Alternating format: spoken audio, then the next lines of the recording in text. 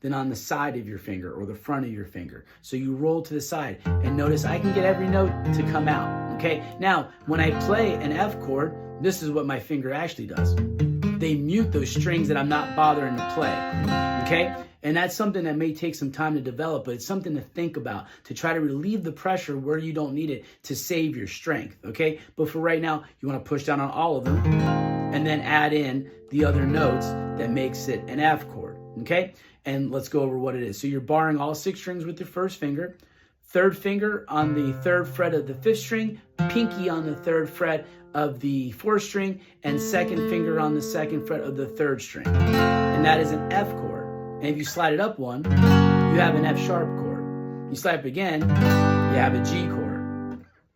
G sharp, also known as A flat, and A. Whatever note is on this 6th string, whatever note you're playing on this 6th string, as you play up, that is the root of the chord. You're also going to notice that it's easier to play as you go up, okay? Especially kind of in the middle of the guitar, around the 7th fret. Okay, the frets are a little closer together, but not too close together. And if you don't have a cutaway, higher up becomes an issue. If you have a cutaway, the higher up you go, really the easier it gets. But 8th fret, 9th fret's a good place to start.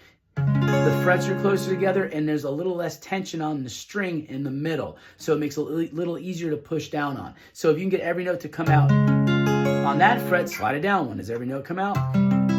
Yep. And then you might get to a point where not every note comes out. It starts sounding like, and you realize you have an issue. That's a breaking point. For whatever reason, something's a problem there. Slide it back up. Try to keep everything the same. Slide it down, down, right? Until it's easy to play, okay? The other thing that I do is that I am pulling back with my entire hand when I play. So if I'm playing this F chord and my arm wasn't over top of the guitar, my guitar would do this because I am pulling back with my entire arm when I do that. I'm pulling back with my arm, but this arm is keeping the guitar from going this way.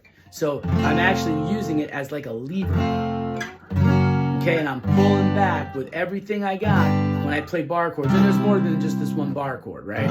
Anything that doesn't use any open strings is a bar chord, and any of those chords can be moved up or down to make a new chord, right? A new root of that chord. So those are my tips on how to practice bar chords. If you're interested in learning more about my online lessons, you can go to my website, which is linked in the description. If you click on scheduling, you can schedule a free, no credit card, no strings attached, live video lesson with me, where I will listen to you play, evaluate your strengths and weaknesses, and I will explain to you the approach I will take for you to reach your goals. I hope to see you in one of those lessons.